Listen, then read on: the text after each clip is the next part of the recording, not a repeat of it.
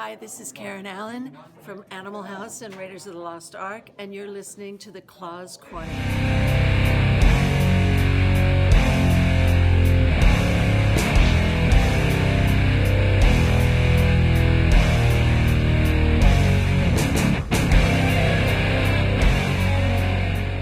Welcome to the latest episode of the Claws Corner. Today's guest is an author, screenwriter, technical consultant, production assistant, film actor, stuntman, basketball consultant, and website columnist. His most recent book, Purple Fury, Rumbling with the Warriors, talks about his crazy adventures doing double duty in production, as well as being cast as the Purple Fury, and the punk that rumbles with the Warriors in the now iconic bathroom brawl scene. He also discusses working with Tommy Lee Jones, Shaquille O'Neal, William Friedkin, and many, many more. So what the hell am I waiting for? Please welcome the Renaissance man himself, Mr. Rob Ryder. Rob, how the hell are you? I'm well. How are you, Rich? I am doing great. Thank you very much for being on the show. I met you first, I want to say 2015. It was the Coney Island reunion with all the Warriors. And then I saw you at the Chiller convention maybe a couple of years ago, and I was talking about having you on the show. You said, I'm coming out with a book soon. If you don't mind waiting, I'm so glad I waited because I read that book. I paid you the money, you sent it to me, you signed it. I loved it. It's just a great, fast read with so many interesting stories. So let's get right to it. Yeah, well, thanks a lot. I appreciate that. You're very welcome. All right, so what I like about the book is that it goes from story to story. Sometimes it won't even be in order, just like, I got to talk about this right now. And I love that. Then you go back to something else. So the book literally starts right off with a bang. So I want to start there. Who and why did John Stark, who's the production manager, want you to buy an entire city block so you could blow up a car? Yeah, well, when you do a huge stunt like that, blowing up a car in the middle of a city, in this case, we were out in Brooklyn for this, you got to deal with all the neighbors. You got to deal with the shop owners, the city, the cops, the fire department, everybody.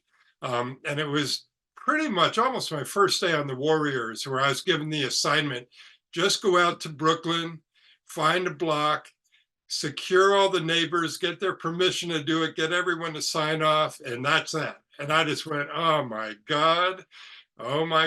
So I headed out there with the Teamster, who I thought was going to be kind of empathetic to my cause. And he, of course, just said, man, you are really screwed. Not quite using that language. So anyway, I got out there, tried my best, and it turned it over to Alex Ho, who is one of the location managers. And he ended up securing that exact location. Yeah, no, I'm guessing that that's for the orphan scene. That's right. Yeah. So people, I'm sure everybody who's watching this saw the Warriors. So the orphans, they rumble with them, the car blows up. What I liked about this story was that when you were attempting to buy it off, I guess a couple of the stores found out that you were offering $100 each, and the other one's like, hey, I want $200. And they were actually threatening to sue. There was a bidding war going on between the store owners. Yeah, that's right. That was actually out on Coney Island on the boardwalk. Okay. The movie was supposed to open during the daytime, with the Warriors kind of gathering on the boardwalk and talking about this big conclave that was going on up in the Bronx, and they were going to go up there. And so we started shooting that scene, and Walter Hill, the director, decided he wanted to do a long tracking shot. And the location manager comes running up to me, hands me a whole bunch of $100 bills and says, you got to buy these next 6 storefronts, talk to the owners, make sure that it's cool. So yeah, you're right. I started doing it, getting them to sign a release, $100 each for 6 hours. By the time I got to the last couple, they knew what was up. So they're like, man, we want more. We want 150. And I'm like, oh, geez. So I only had $100 bills. I said, I'll tell you what, I'll give you each $200. Don't tell anyone. So I paid them off. They signed a release. We got the shot we wanted. The other store owners heard about it, me overpaying these last 2 guys. So they came up to me and were giving me all sorts of grief. We're going to sue Paramount. Paramount was owned at the time by Gulf and Western, which is just about the biggest oil company in the world. And I just said, man, you guys are going to sue Gulf and Western, right? Good luck with that. I got to get to the Bronx. That's hilarious. Now, isn't it true when you said, well, how the hell am I going to do this? They basically said, you'll find a way. Just they gave you some money and said, just do it. They didn't give you any kind of ideas of how to get them to buy this and how to sell them off or buy them off. I mean, did they even help you out? That they just gave you the money and said, make it happen. Make it happen. So much of movie production work is like that, especially working locations, but just about any job. Yeah. Someone will just say to you, get this done. And you spend a moment and you go, well, how do I do this and that? And usually the answer is figure it out. And you got to be quick on your feet. You got to be smart and you got to figure it out. Right. Well, I know you had many job titles at the end of the movie after it was all done, said and done. What was your first job title on the Warriors? Was it location scout? No, I got hired as a production assistant. Production assistant. Okay. $50 a day by this production manager I had worked with previously. And he knew I was pretty sharp. And within a couple of days, he bumped me up to location scout. Mm-hmm. Same salary, $50 a day.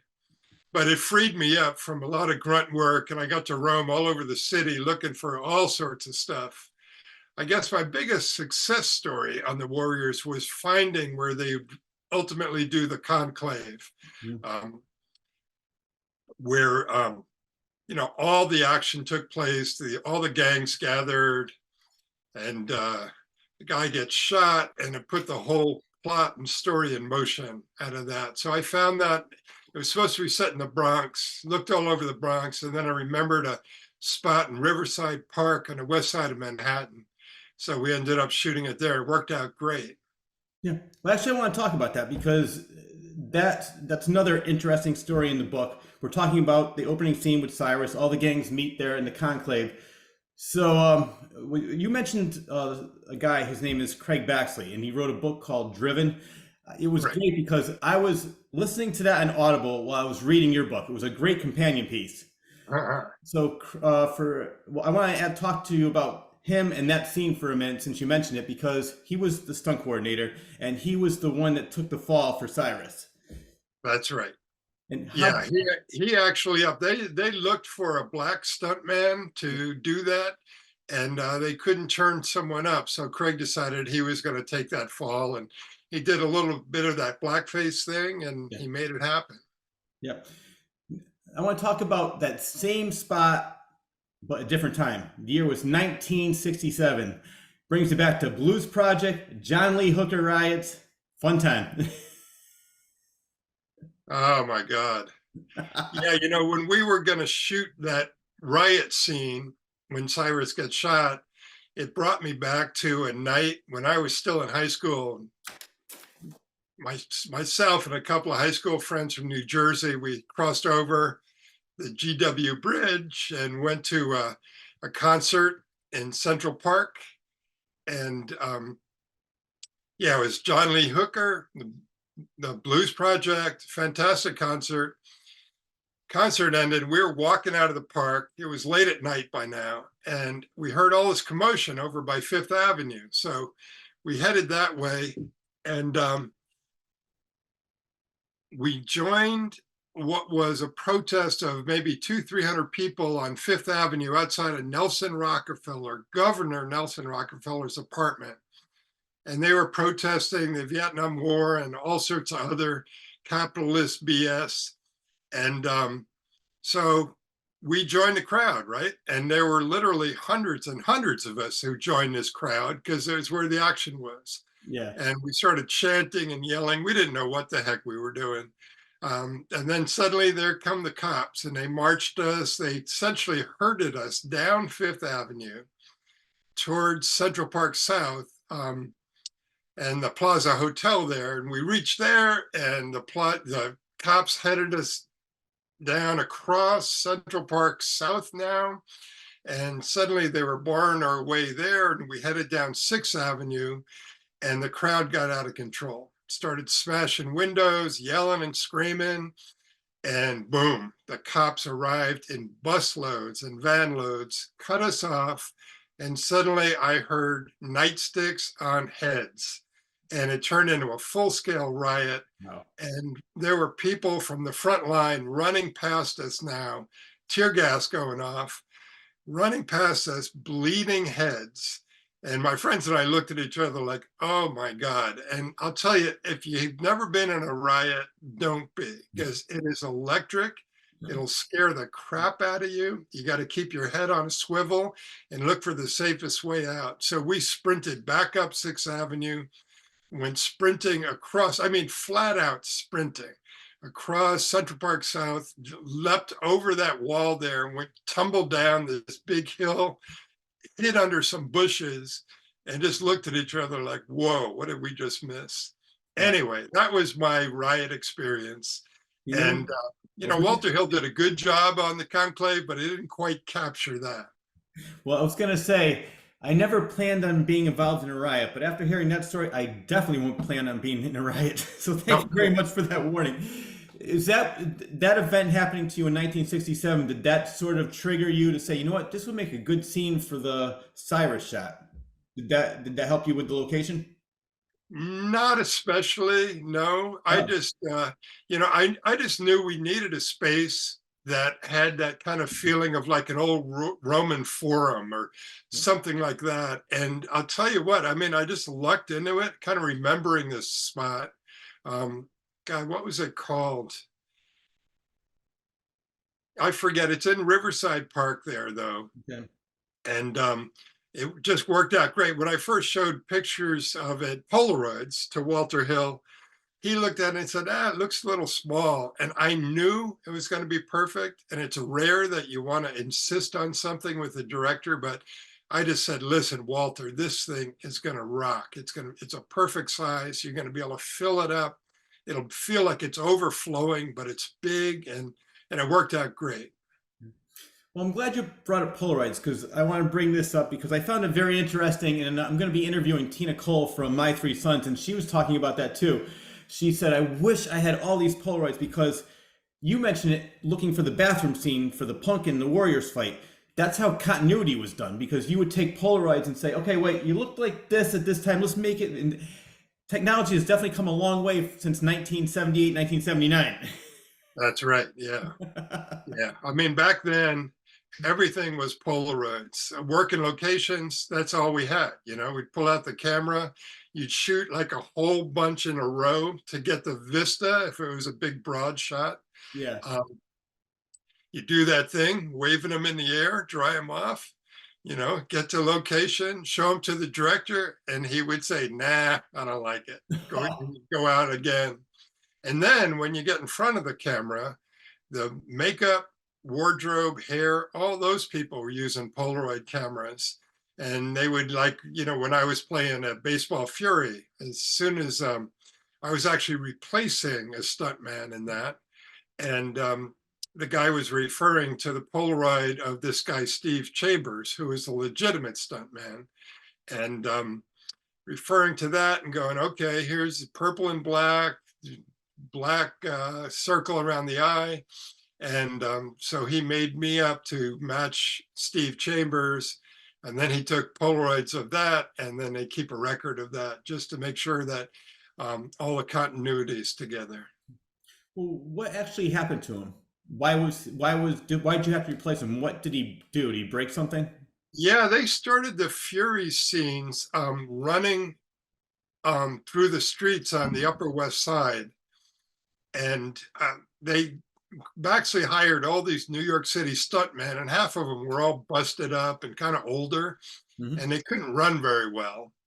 They could fight like crazy, but they couldn't run very well. So these guys were running, and Steve Chambers, I don't know, I think he was leaping down some stairs or something, and he busted up his knee. And next thing I know, Walter Hill, I get word, Walter wants you on location. So I show up where they're shooting the Furies, and he says, and he's in a really pissed off mood at this point because things are going wrong all sorts of ways. And he said, look, I want you in my movie. You're gonna replace this guy and be a Baseball Fury. So what do you say? No to the director? Not at all. And I said, okay, man, we're on. I said, when do I start? And he said, tomorrow night. Yeah. Well, I had a question about that because how does one actually become a stuntman? It's not like there, I mean, maybe there is a school for it. Like, how do you practice to learn to break the fall correctly? Is it just doing it over and over again, and the better you get at it? Yeah, stunt work is one of those things where it's often a family affair, Yeah. where stuntmen like Baxley comes out of a family of stuntmen, and his cousin Gary was a stuntman in the Warriors. Yeah. So a lot of it comes through the generations, but there are schools and there are ways of learning, and also a lot of us learned on the job. Yeah. And that's not a good way to learn how to do stunts. Like there was earlier on, Walter asked me, he essentially told me, he said, I want you to fall down these subway stairs. Ajax is going to kick you in the chest and you fall backwards. And I looked down the stairs and it's like concrete and steel, and went on forever. And I said, no way. And he just looked at me and said, pussy. And he forgave me for that because he knew I was being sensible. But next time you're on top of a set of stairs, look down and imagine falling down backwards, not knowing what you're doing. I mean, even if you know how to fall downstairs, this stuff is dangerous. And there's no way I could get taken out that early in the movie. So I said no to Walter, and he forgave me and ended up making me a Fury. Called you a pussy and forgave you. I love it.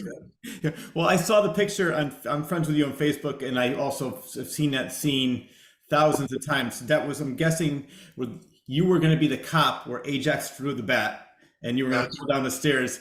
So yeah, that's a tough set of stairs to fall down, especially when you don't have any experience as a stuntman. I would be saying no as well.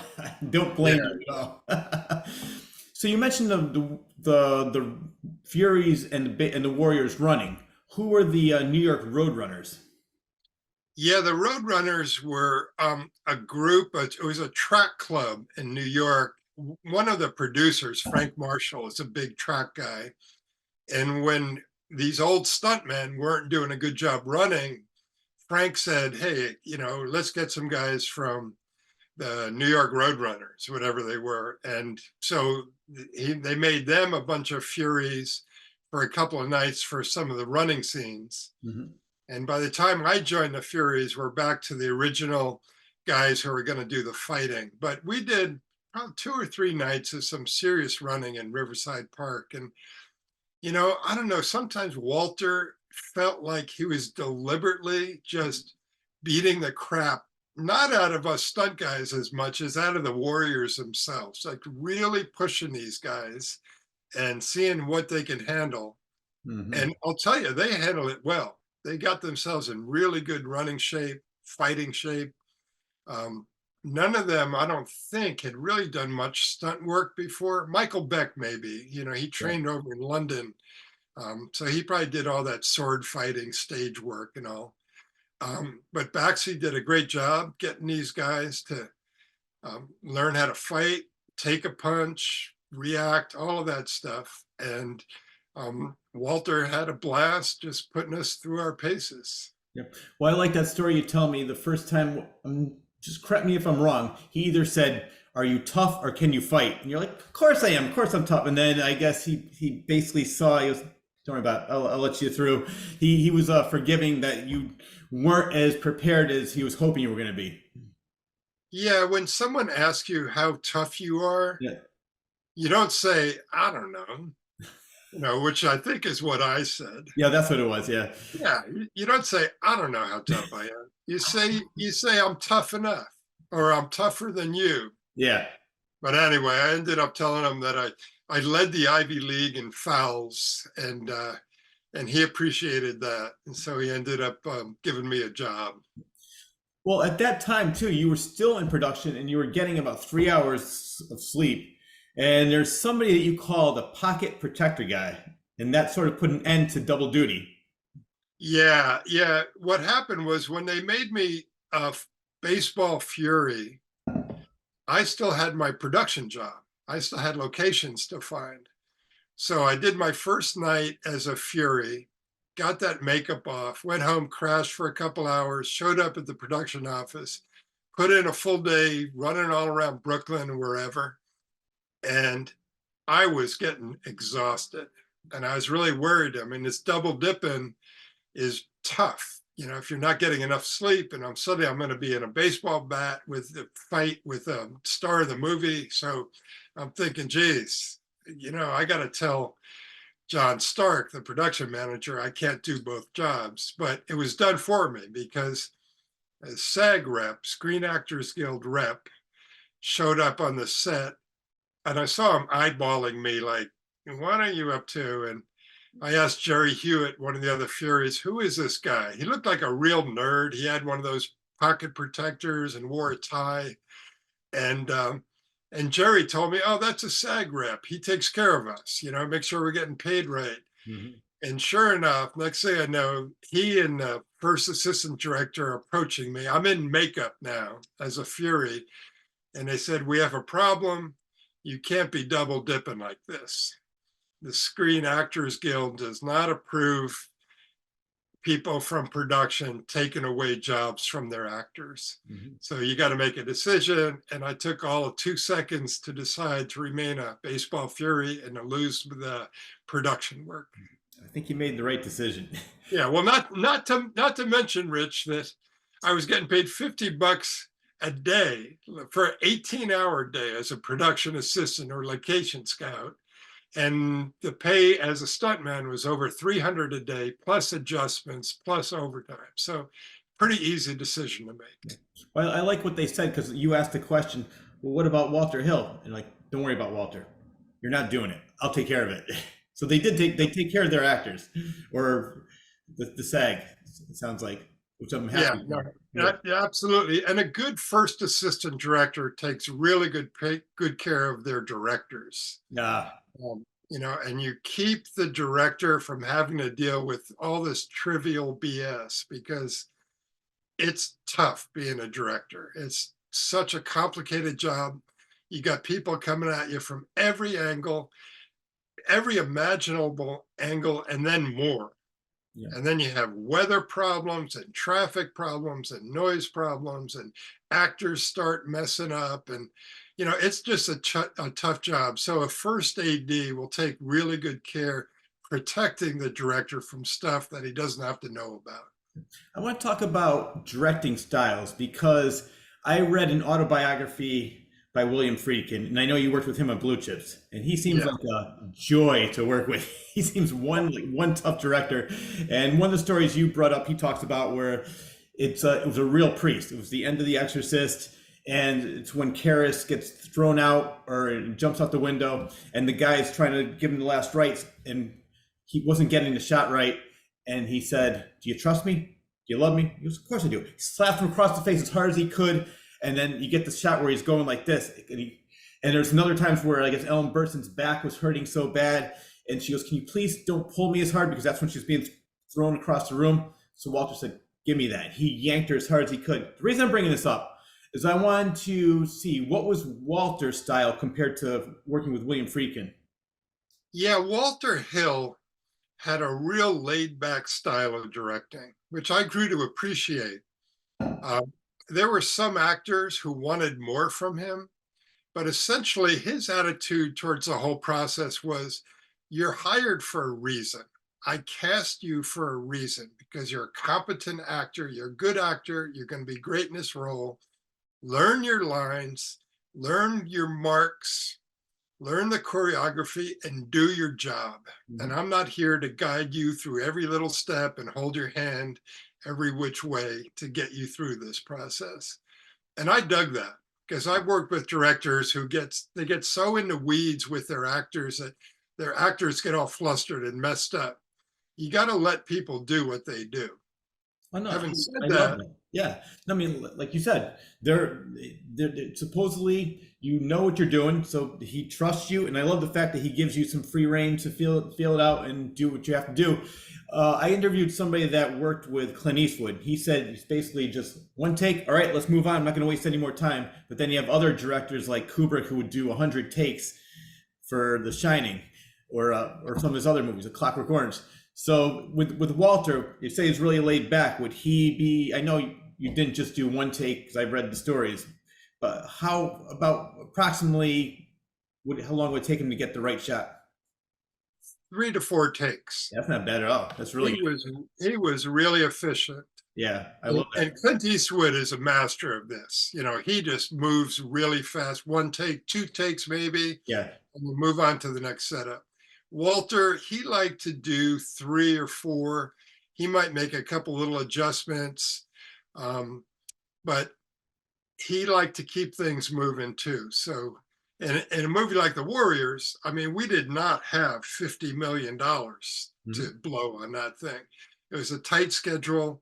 Everything was squeezing it out, squeezing it through. So you had to keep moving.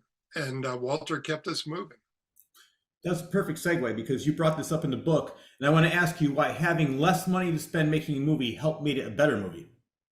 Yeah, absolutely. You know, everyone keeps saying, yeah, if they had more money, it could have been a better movie, but it's not necessarily true. When you're on a tight budget, a tight schedule, it makes you even more creative in ways. For instance, Andy Laszlo was director of photography, just a brilliant old school guy, wonderful man, real good craftsman and artist. And he realized that a wet street gives a real glistening, sharp, kind of fantastic look. And he talked to Walter about it because I guess there was a little downpour early one night and they realized, oh, we're shooting a wet street here.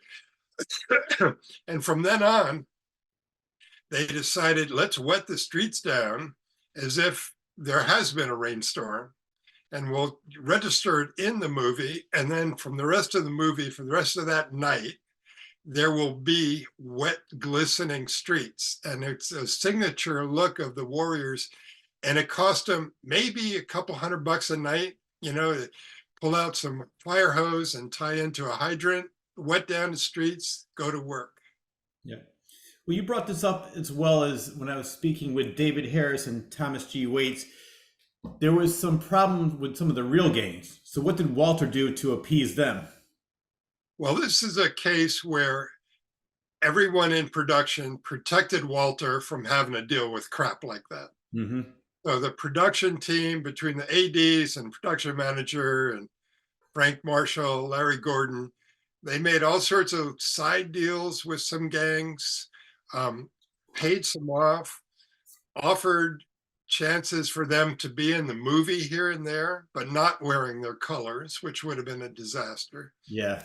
And then, you know, working locations, you have problems like all the yahoos who come out just to watch and to cause problems and yell and scream. Guys would come out with boom boxes, blasting them out when you're trying to record sound.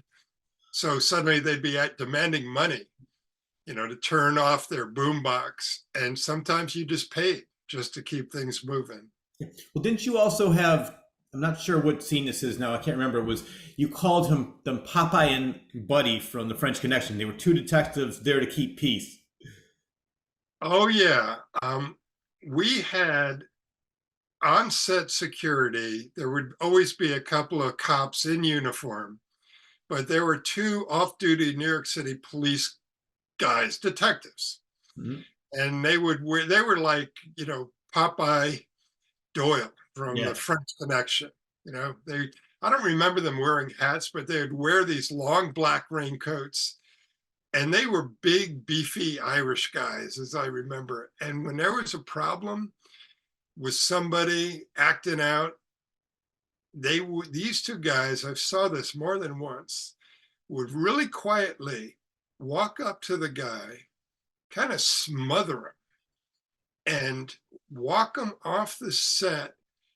And sometimes the guy would slink away, and sometimes he would be left on the pavement nursing his wounds, because they would give him a couple of shots, usually to the stomach, knock the wind out of him, knock some sense into him. And these guys were tough. I mean, tough. And it was kind of cool to see him in action.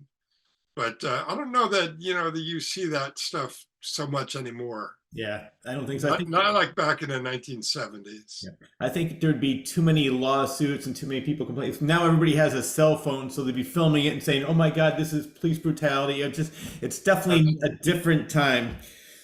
Did they have any retribution from the gangs when they did that to the people, and then they came back with other people trying to beat them up? And was it a big deal, or just they're like, "All right, we're out of here. We'll leave you alone"? Yeah, it was pretty much guys getting left alone and backing away. And the gangs themselves, I think they were appeased enough one way or another that they didn't cause too much problems. Okay.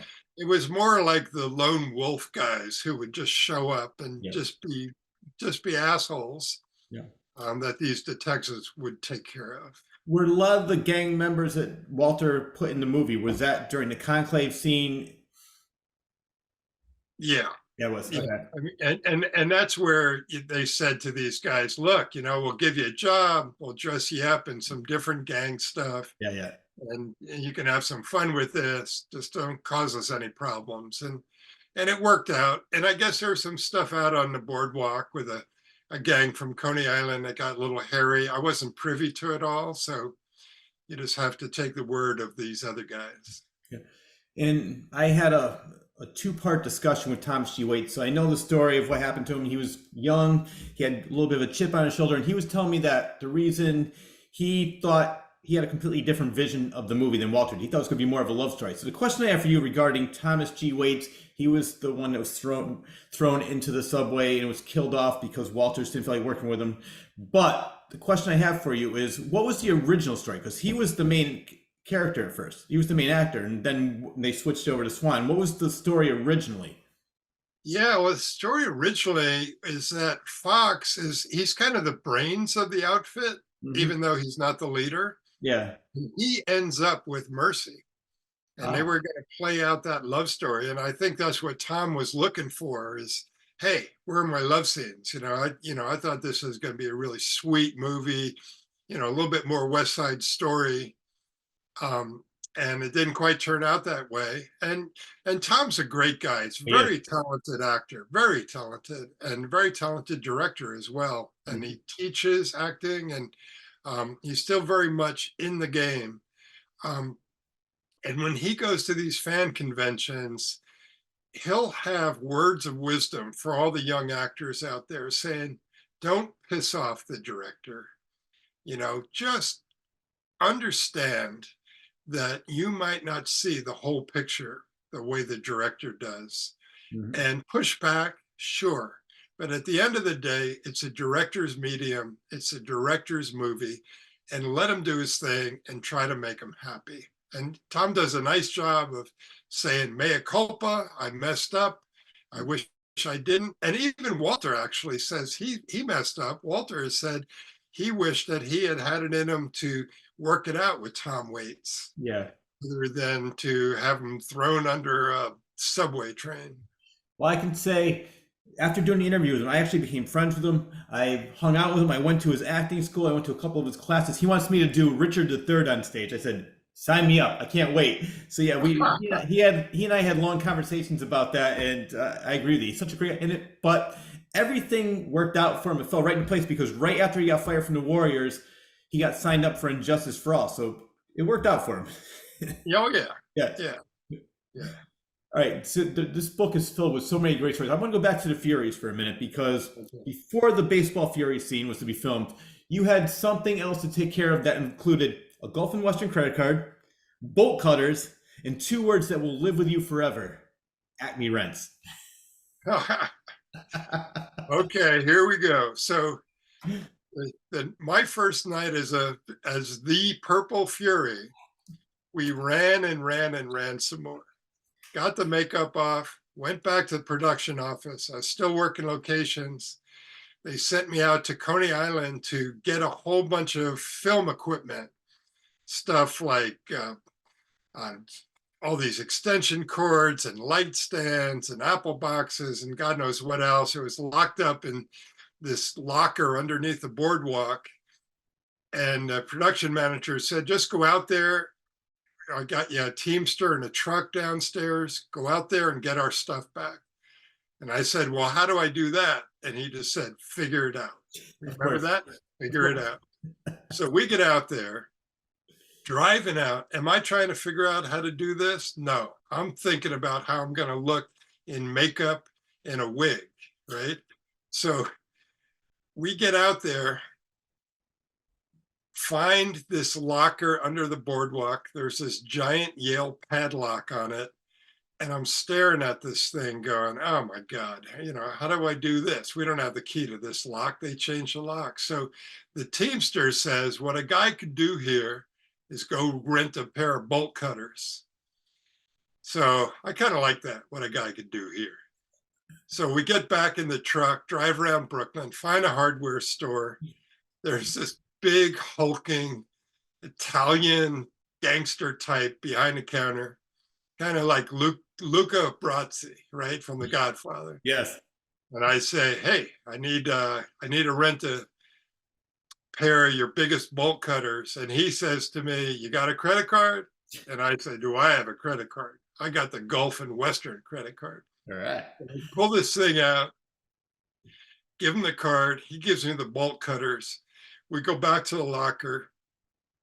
I'm cutting open this Yale lock and just snap that thing like a popsicle stick, right? Inside on the handle of the bolt cutters, it says Acme Rents, which is the name of the hardware store. I put two and two together and say, oh my God, did I just rent these bolt cutters from Luca Brasi in the hardware store? And is he right now explaining to his cousin Vinny that, yeah, he rented the bolt cutters to this jerk off from that movie? Never moved so fast in my life. We unloaded that locker into the truck, threw the bolt cutters in, jumped in, getting on the parkway, Belt Parkway, I guess. Mm-hmm. And the Teamster says, hey, that was a close one. I'm like, yeah.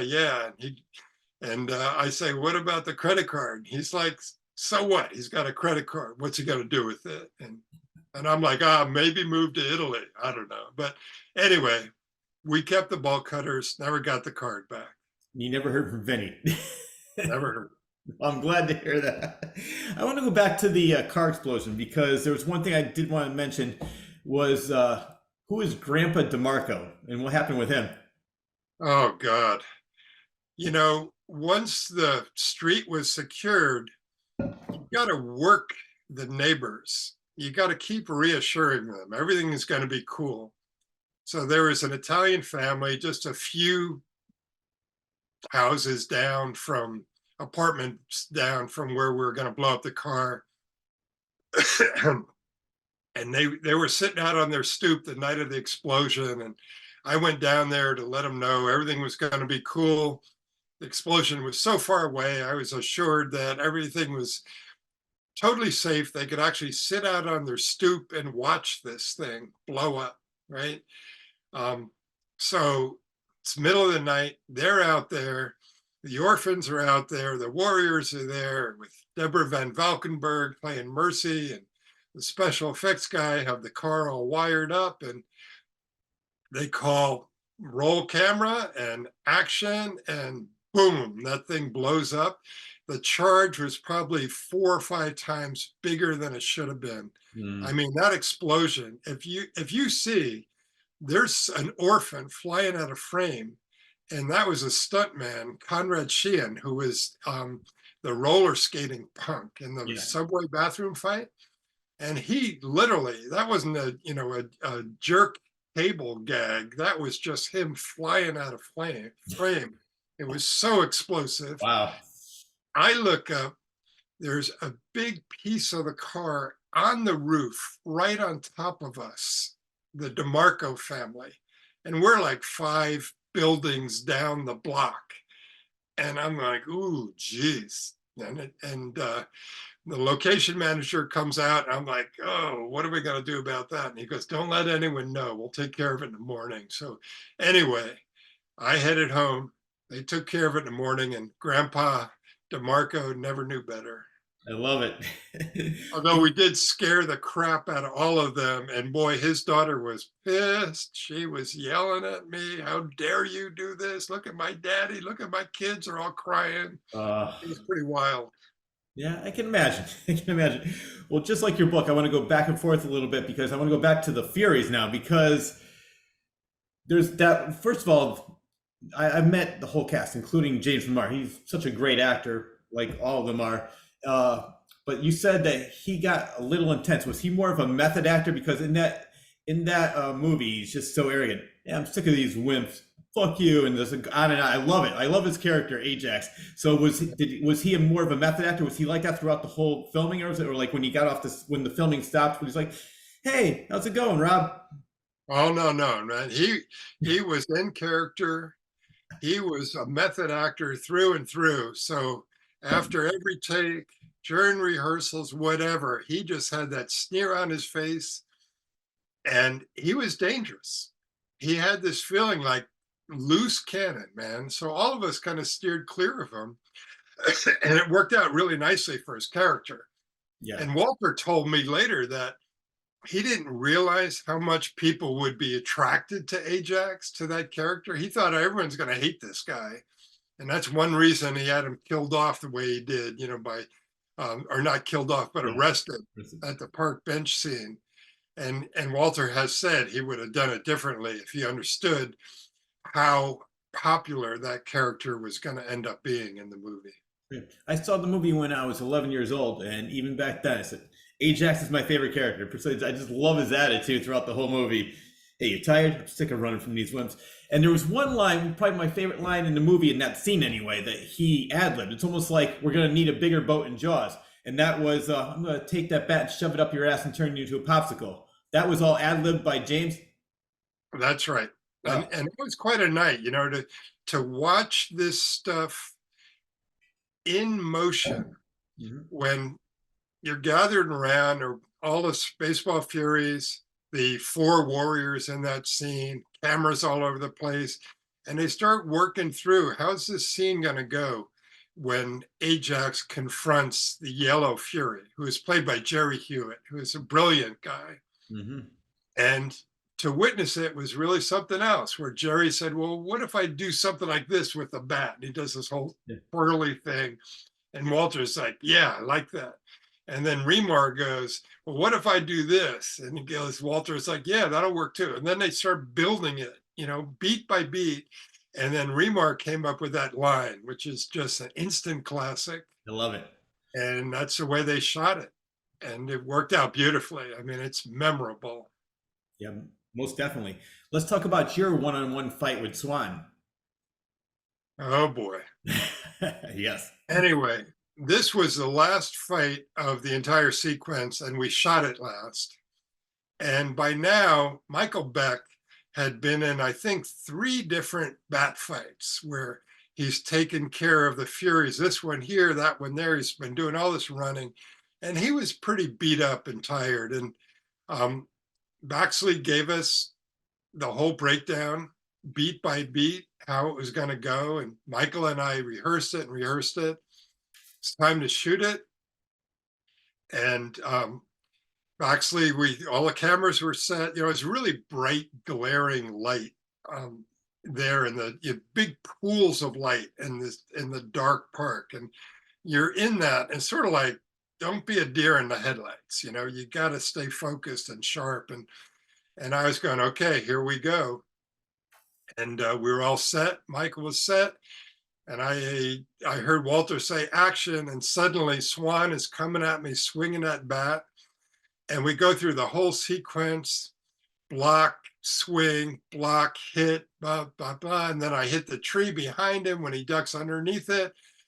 And then he hits me 3 times in the ribs, boom, boom, boom, like that. And I fall backwards in the grass, and I'm out, I'm down. I hear Walter yell, cut.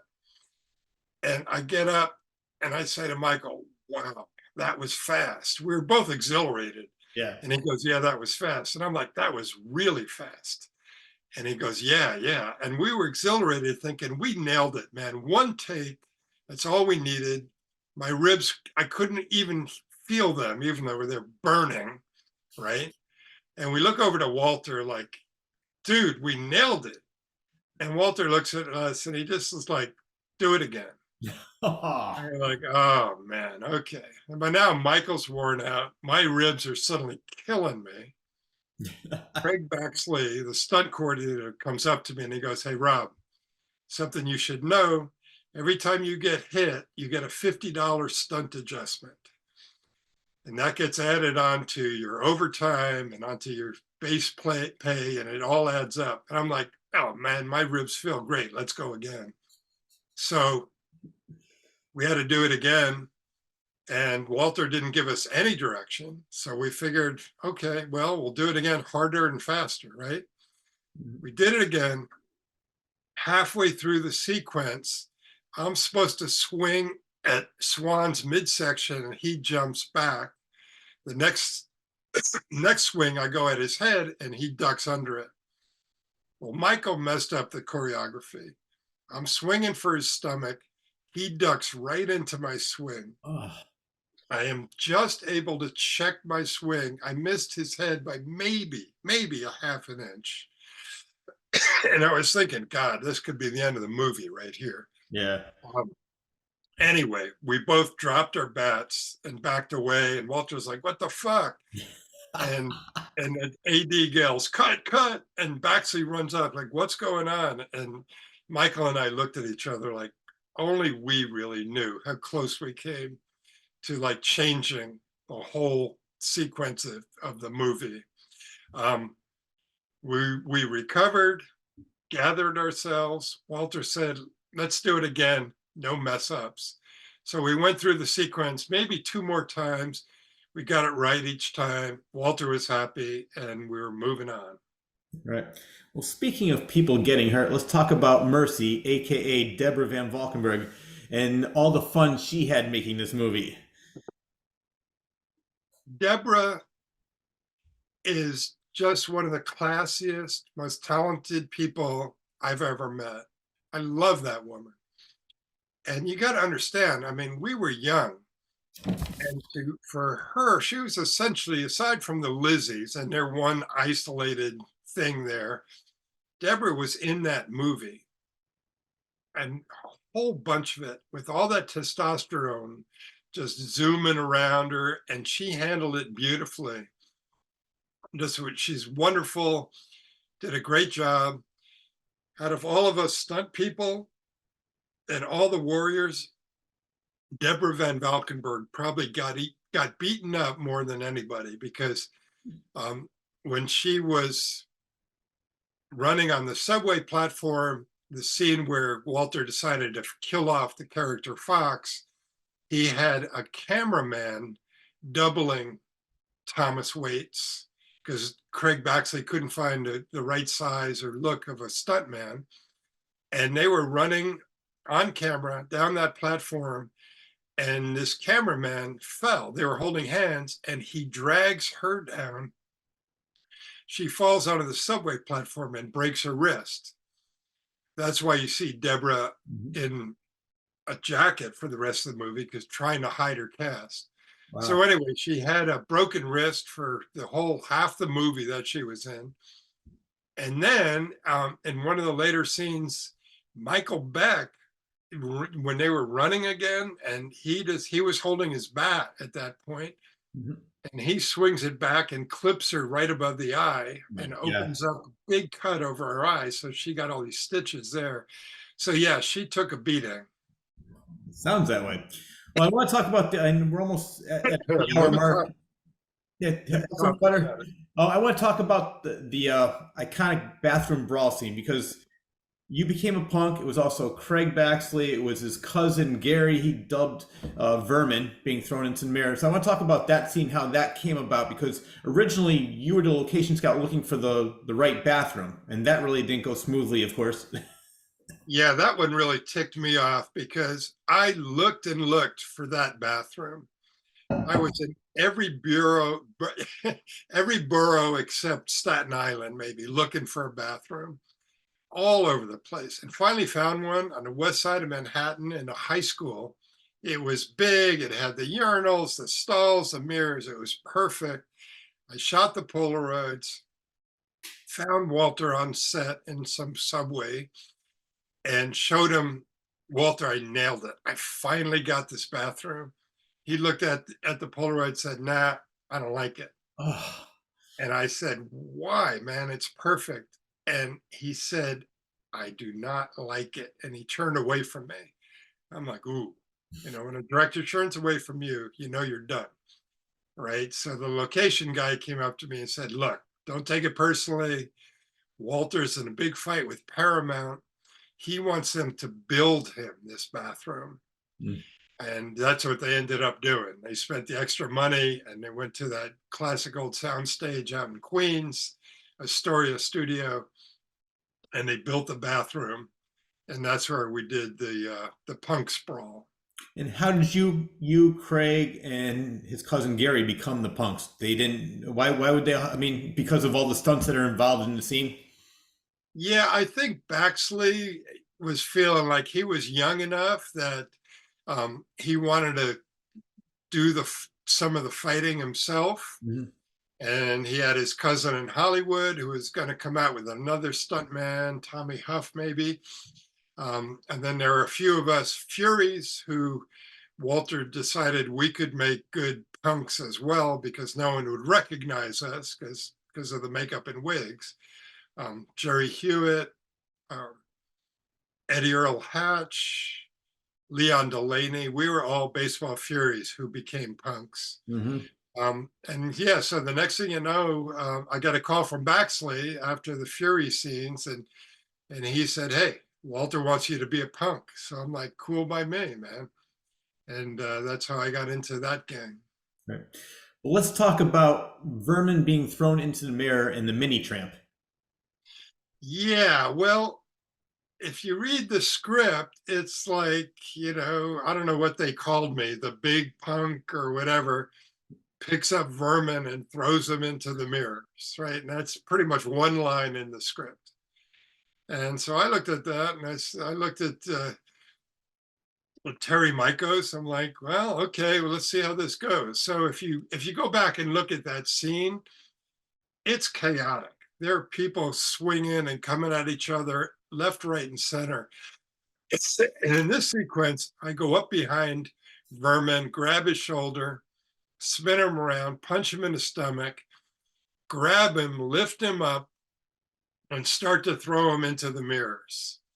And that's where we're going to cut because you don't want one of your lead warrior actors getting thrown into the mirrors, maybe busting his head open and not being able to finish the movie. Better to put a stuntman in there.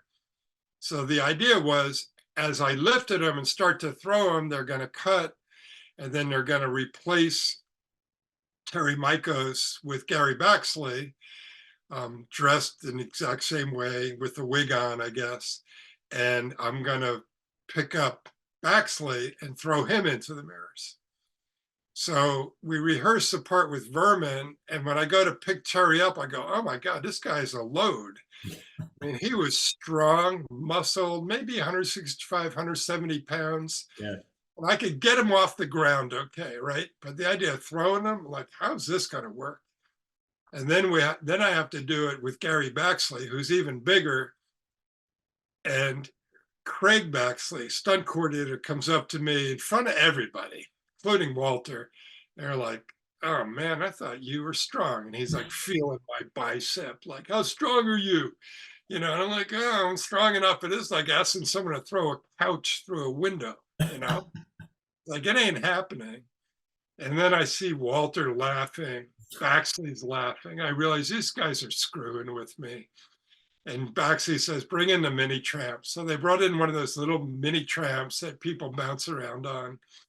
And the way we did it is I'm standing right next to the tramp. Tramp's just out of frame at my feet. Gary Baxley bounces onto the tramp, and I grab him as he's bouncing onto it. I grab him through the crotch and over the shoulder, and then I throw him. Mm-hmm. And it worked. Yeah. I think we did maybe 2 takes, and Baxley hit those mirrors, and that's real stuff. The mirrors weren't real, but they're candy glass, so they shatter. But the ceramic sinks were real, and he had to fall onto them, then onto the floor, and he made it work. It looks realistic, and it was a lot of fun for me to finally, after getting beat up so much, to finally be able to take it out on one of the warriors. Oh yeah, no, it looked like a lot of fun, and it was very effective. These are the days before CGI, so when you see these things happening, that's really happening to the person. He's really being thrown into the mirror, hitting the sink. It's not like they're gonna, all right, we'll just get a green screen and put that in later. No, that's really happening. No, it was a real deal. You know what? Throughout the book, do you know who Joe Spinell is? Yeah, that's real familiar. He played in Maniac. He was in Rocky. He was more of a character actor. But the reason I'm bringing this up was because it sounds like you had a really good relationship with Walter Hill, and he just asked you to hang out. And with Joe Spinell, Francis Ford Coppola loved him so much that he didn't even have him in The Godfather. He just paid him to be on the set because he loved his personality. It sounds like that you and Walter Hill had somewhat of a similar relationship where he's like, come on, stay here. And then he was, giving you different jobs all the time. Sounds like you and he had a great relationship working. Yeah, no, it was really cool. He was good to me, Walter. He didn't know me from Adam when the movie started, but he got to know me really well. And he knew that he had heard that I'd been doing some writing. I'd written a couple of screenplays coming off my first movie. Mm-hmm. And so he asked me about them, and he said, look, if you're serious about being a screenwriter, you got to move to Hollywood. Mm-hmm. Well, that's the first thing I did as soon as the movie wrapped. I moved out of my crappy Second Avenue apartment, and I moved to the land of milk and honey. All right. Moved to Hollywood and was doing some screenwriting. Baxley said, hey, I have more stunt work for you. And I'm like, man, I don't know. I really want to get a writing career going here. And Walter knew I was struggling a bit the way screenwriters do. And he actually put me in the movie Southern Comfort, where I running around the swamps in East Texas for a couple of weeks. And that was sweet. And then later on, a few years later, I started selling screenplays, and Walter hired me to write a screenplay. He had an original idea. We originally were going to co-write it. It was a really cool idea about a skip tracer, a detective in Texas who's looking after a girl who disappeared. Just one of those classic, clean, lean and mean stories. And I ended up writing a really credible screenplay for him. He went off on another movie, so I wrote it myself. And he kind of basically just shrugged when I handed it into him. And he said, yeah, let me show it to Powers Booth, who had been in Southern Comfort. And Powers loved it and wanted to play the lead.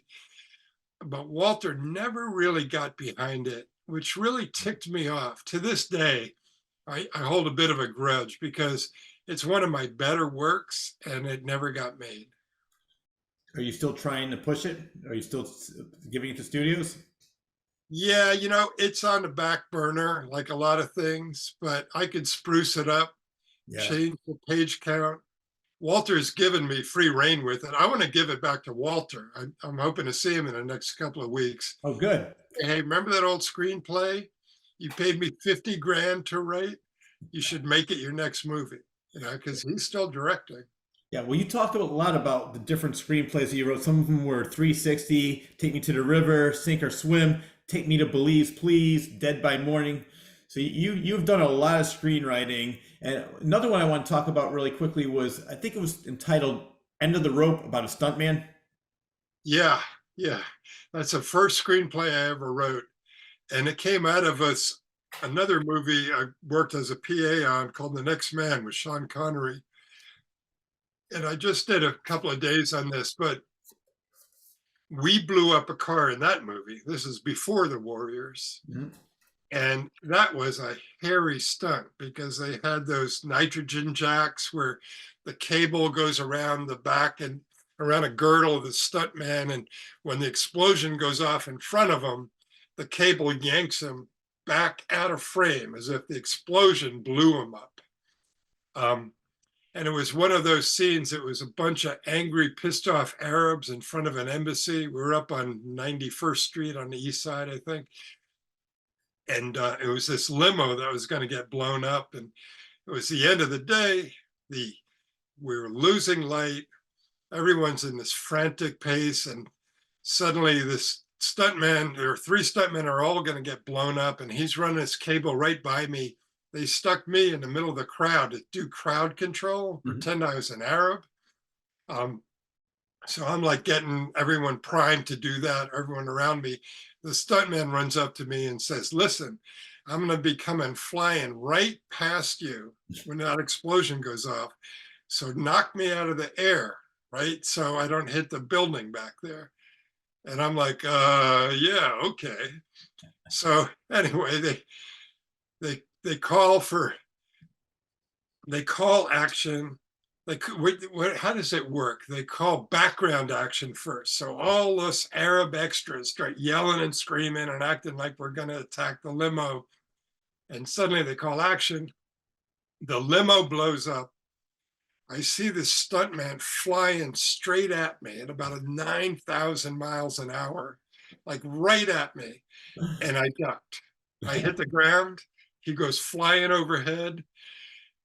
Boom, you hear hot smoke everywhere, people groaning. It scared the crap out of all of us.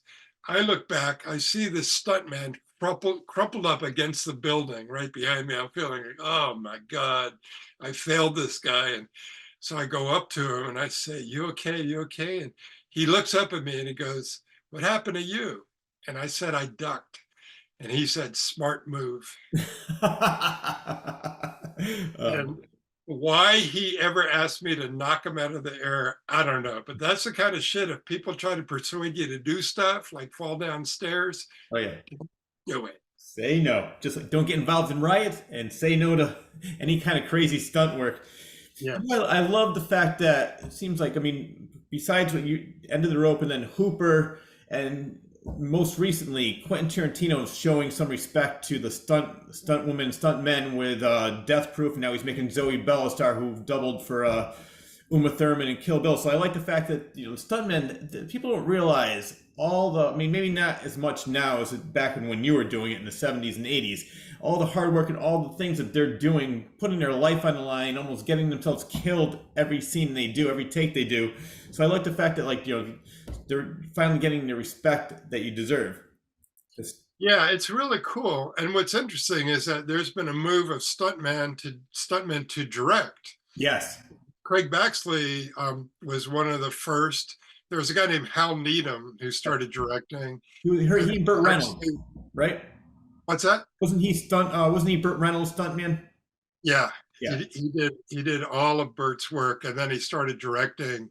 And then Baxley did the same thing, ended up directing Stone Cold, and may have directed one of the Predator movies, or he did stunt work in that at least. Yeah, he started in the book. I just listened to the book Driven. He was talking about that because that's when Jean-Claude Van Damme was supposed to be in it, and he wasn't. So he definitely did. I think it was more stunt work with that one, but he directed, as you mentioned, Stone Cold. Was it Brian Bosworth? There was but and then just like you said with the family thing, his father was directing, he was directing, now his son's directing, his cousin. So yeah, so you act, write screenplays.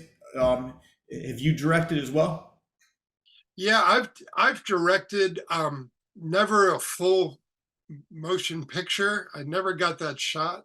Just like all the screenplays I got paid to write, none of them got made. So it's been tremendously frustrating.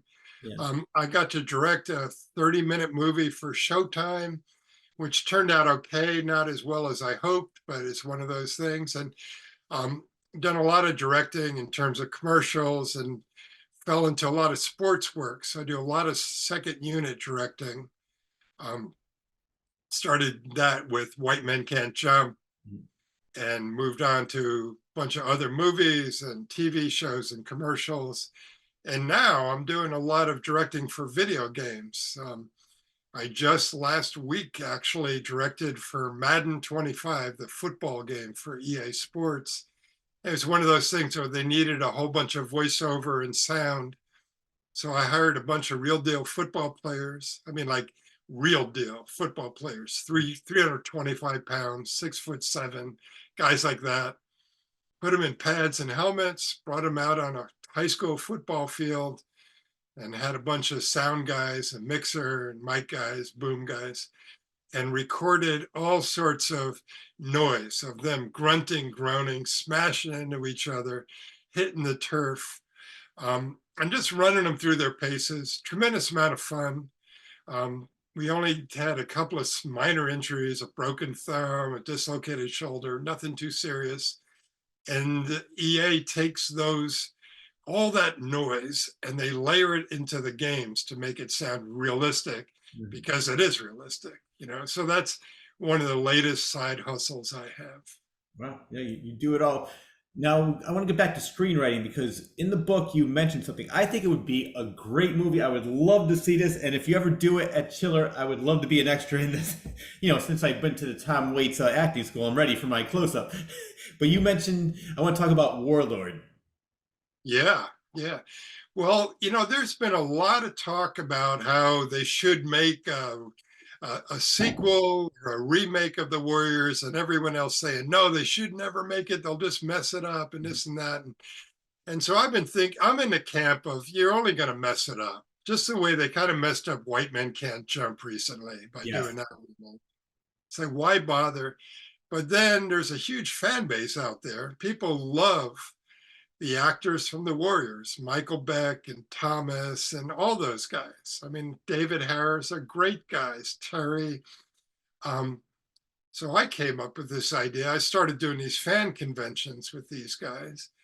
And I came up with this idea. What if during a fan convention, when all the Warriors are in a room with Deborah Van Valkenberg, a couple of the Lizzies, Apache, who is an orphan.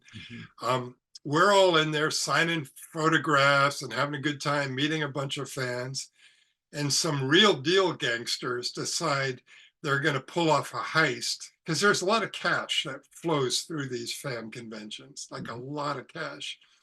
So these guys, these real bad guys, have snuck some guns into the convention center, and they try to pull off this heist where they hold everyone hostage, steal all the cash, and make a getaway.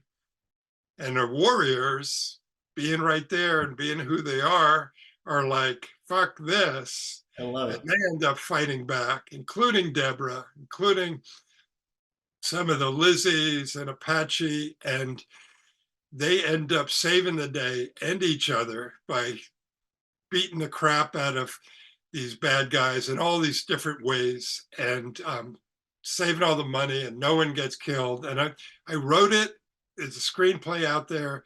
I haven't put it out there yet, but I've shown it to some of the Warriors, and they're all like, this is really cool, but I don't know. Can we really pull this off? So I'm going to show it to a few people over the next few months and try to get it made. And I'm hoping that Michael and Deborah and the rest of the Warriors, when we make them an offer and say, hey, look, this is a great way to get the gang together, make a feature film. We got a built-in audience.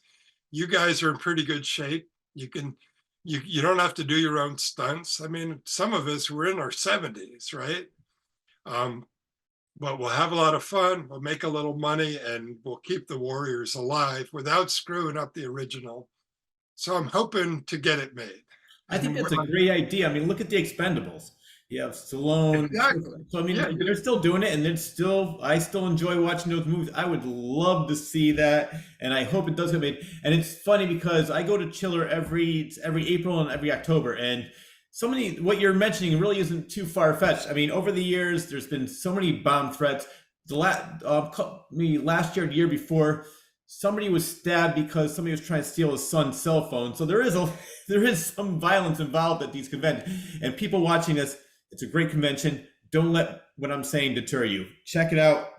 There's so many great celebrities, and it's very random what happens. But I think that would be a great story. And I'm sure they would let you, do you know who Lloyd Kaufman is? Yeah. Trauma films. Yeah. Okay. He did Toxic Avenger. He's an independent director, very, very low budget. But I met him at Chiller a couple of years ago, and he was making a movie at the same time. It's like this. Oh yeah, some guy at the convention wants me to be in his movie, and I'm in the hotel. I'm doing this, and he was filming scenes out in the lobby. So it could definitely be done. And I think people who grew up watching the Warriors would love it, and then you would bring a whole new generation of fans to the Warriors. So it's a win-win situation. Yeah, that's how I feel about it. And because it's all done in one location, it's pretty cheap to make. Yeah. So yeah, I'm hoping to get it made. We'll see. We'll see. Stay tuned. Well, speaking of what's going on next with the Warriors, let's talk about Lin-Manuel Miranda, who did Hamilton. Yeah, well, he's going to make a musical version, a Broadway musical of the Warriors. And I think this guy is tremendously talented. Mm-hmm. And if anyone can pull this off, it's Lin-Manuel Miranda. So God bless him. I hope he does it. It's not a movie, so it's not a remake. And I think it'll keep the Warriors alive. And who knows, maybe it'll be a big hit. I hope so. I definitely want to check it out when it does come out. And I'm not sure if I read it from you or somewhere else, but I think he's basing it more on the book than the movie. Yeah, I read that too. And I think he might get himself in some trouble there, because anyone who's gone back and read Sol Urich's original novel, The Warriors, realize just how different it is from the movie. It's considerably different. It's more violent. It's more complicated. It's not nearly as satisfying a story. And if you go back to that original novel to make a Broadway musical, you may lose a lot of the crowd who knows the movie. Because let's face it, people know the Warriors through the movie, not through the novel. Oh yeah, exactly. I have never read the novel. I never even heard. I saw the movie first, and I never went back to read it. But I definitely agree with you, and I've read the same thing what you said about the novel, that it's completely different. And I think I saw on your Facebook, didn't you send Lin-Manuel Miranda your book just so you could take a look at it? Yeah. I want him to take a look at it because he's a hero of mine. Yeah. And I want him to help me out with another project or two, because he's got a lot of clout these days. Oh yeah. I have not heard back from him, but I'll press him a bit. All right. Well, anyone out there who knows him, tell him to call me. Please, if you're watching this, hook Rob up, because I think you make a great collaboration. Well, in your opinion, and mine as well, how is the Warriors a shining example of how we can all just get along? Yeah, this is something I talk about in my book, because this society is so fractured right now, and it's a damn shame. This world is spinning out of control. There are a lot of issues that have to be dealt with that are being ignored. There's a lot of inequality.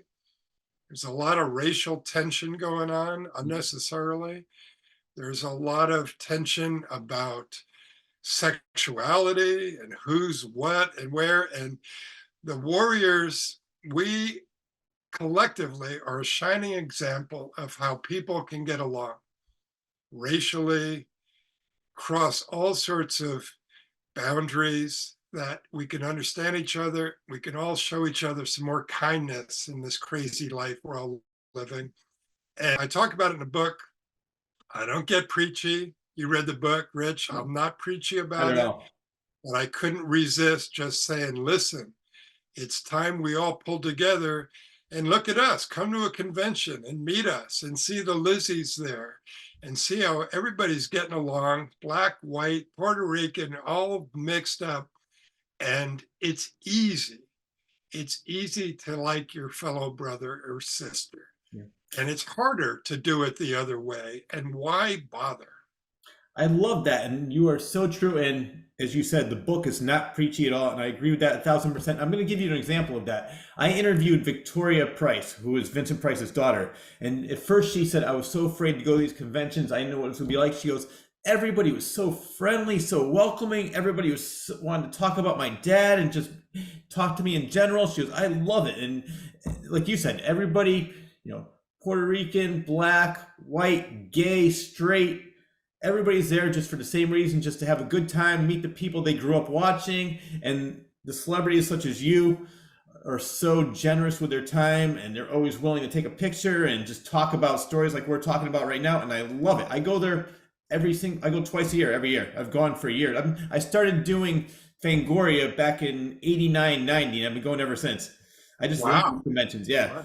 I've met so many interesting and great people, and it's so great when the people like you, and as I mentioned, I interviewed Apache and Thomas G. Waits, and I got a chance to meet all these people, and I love watching them as growing up and like and how great they are. And I think whenever somebody says, don't meet the people you grew up, idolizing or whatever, but I've never really met, for the most part, anybody that at these conventions that gave me an attitude, and they were always grateful that I was still there and say, "Oh my God, thank you very much for this."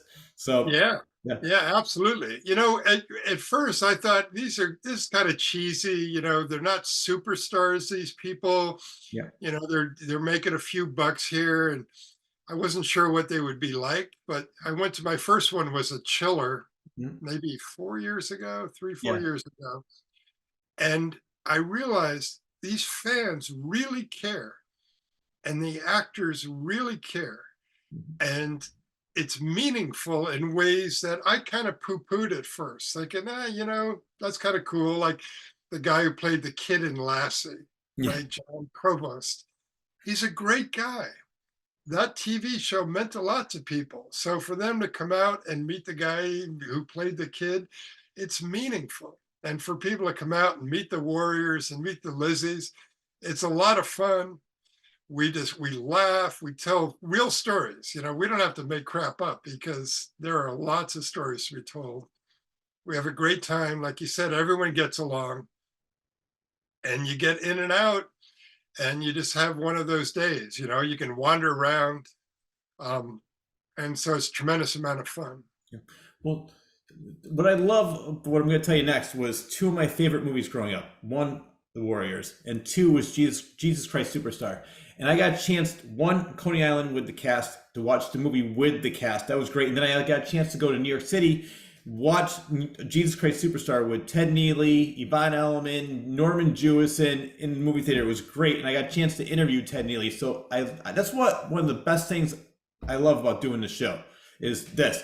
Get a chance to sit down, talk to people that like you that have done so much in the industry, and I had no idea all the behind the scenes stuff, and it brings a whole new light to the movie whenever I see it. Like, and what I love is you mentioned Apache, and I said I became friends with him after I interviewed him for 4 hours, and Yeah.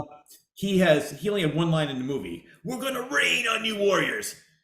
We talked for he has so many interesting, and I saw today on Facebook, you like get pen to paper. It doesn't take long. Write your autobiography, write your memoir. And I agree with you. It's like he should, because he has so many interesting stories. So I'm going to push him as well. It's like, come on, Rob and I want you to write that memoir because you have so many great stories.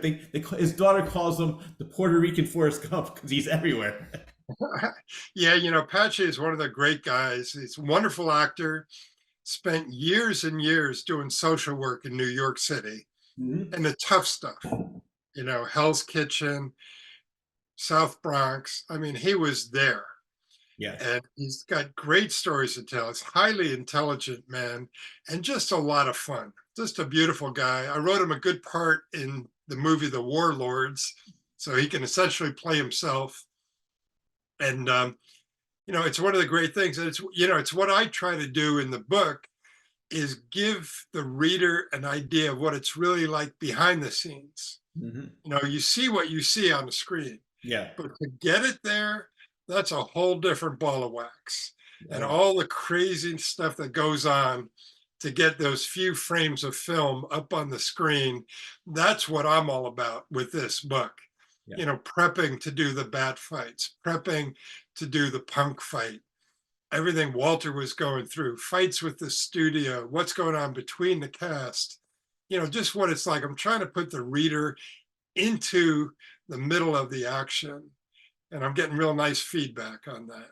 Oh yeah. No, as I told you before, I love the book because it's such a nice, easy read where it just flows. And you can sit there every time, like, oh, I gotta go to work tomorrow, but I want to read the rest of it. I gotta find out what's gonna happen next, and just have like so many interesting stories. I didn't even get into stories of like AJ Bakunis, Sonny Landham. You have so many interesting stories for people who are watching this right now. After you're done watching this, go online, go to Amazon. It's called what's the name of the book? It's called Purple Fury: Rumbling with the Warriors. Purple Fury, Rumbling with the Warriors. Can You you have to see buy it it. there? Try to Yep. get the glare out of it. Yeah, that's perfect. Right there. Purple Yeah, Fury. and you Rumbling can with the go Warriors. to purplefury.net, Okay. which is my website, and you can buy it there as well and cut Amazon out of the picture. Yep. But it's And also it's on Amazon, it's on in Barnes and Noble online, and it's short and fast and funny. So I'm encouraging people, even if you haven't bought a book, you can, like, shock your partner. Suddenly, she'll find you reading an actual goddamn book, and you'll believe me, you might get some action that night. all So right. Well, also, I encourage people to buy it from your website because I bought it from you and I got a signed copy, and I really do appreciate that. So cut out Amazon, go right to you. yeah, okay, purplefury.net. All right. So we talked about different things like Warlord, talked about the book that just came out. What's next next in it for Rob Ryder? Well, I've got a few things in the works. I do a lot of work, in the basketball world, and I've been working on a live stage show, which is kind of like the Harlem Globetrotters, Mm-hmm. but with lots of music and dance, cheerleaders and mascots. That's called Hoop DeVille. So I'm working on that, putting some money together and attracting some real interest in Hollywood and on Broadway for that show. It's an arena show like the Globetrotters. And then I've got a couple of new screenplays that I'm going out with. And one is The Warlords, which is, the old gang, the Warriors, together in a convention trying to save the day. I love it. So I'm pushing this stuff. I may have another book in me. I'm still like mopping the blood off of my keyboard from writing this one. As I warn Apache, it seems like it'll be fun when you start, and halfway through, you're like, God, what was I thinking? And I got out in like 155 pages. This is a fast read. Yeah. People who write longer books, I don't know what they're thinking, but I may write another book. I'm not sure, but I'm having a lot of fun going to some conventions this spring and summer, and hope to see people showing up at conventions. Look for us. I tag along behind the Warriors. So when they get invited, I try to get myself invited. Well, it's funny because David Harris messages me every once in a while. So I know the promoter in Connecticut. It's called Connecticut Horror Fest, and he's like, "Rich, can you get me on the show? Can you?" I was like, "I will do my best." And I love every October. He's like, "Rich, please get me on." I said, "I would love to have you here, but it's not up to me. I will put the through." So I'm gonna do the same for you. So I would love to see you if you're willing to come to Connecticut and be a part of that. Because I know David definitely wants to be here. He played, for people who know, he played Coach East in the Warriors, David Harrison. You can go back to some of the older episodes and see my interview with him. He was another great guy, another fun guest. So, David's great. yeah. Before we go, is there anything that you want to talk about that I didn't go over? If there's a message in this book, or just from me personally, take care of yourselves. Mm-hmm. You don't live forever. In your last few decades of life, you don't want to be on a dialysis machine. You don't want to have some crappy cancer pop up out of nowhere.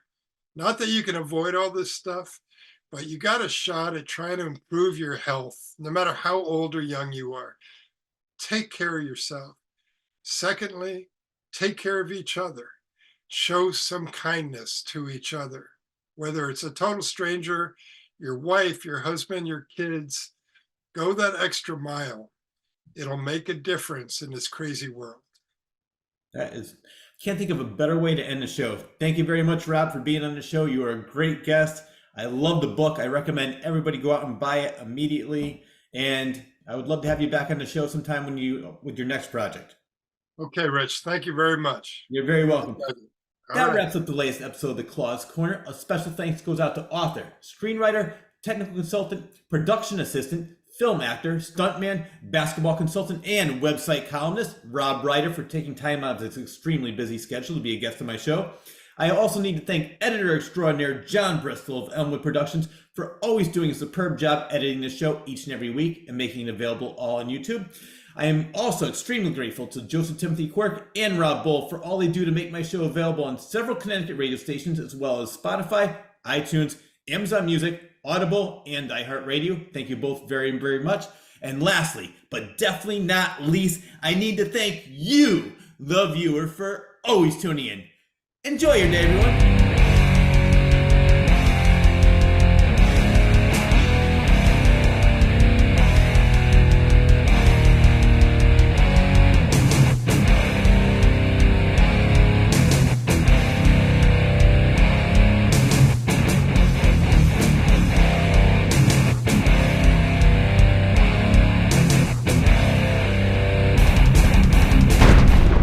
Come on, suckers!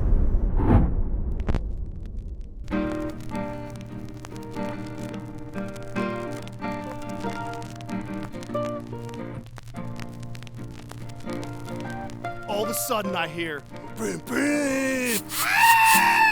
What's a diaphragm again? Ha! We caught one. They're supposed to be weird. Oh, yeah, no. If you say so. I've always wanted to be in a movie. Around for autumn, waiting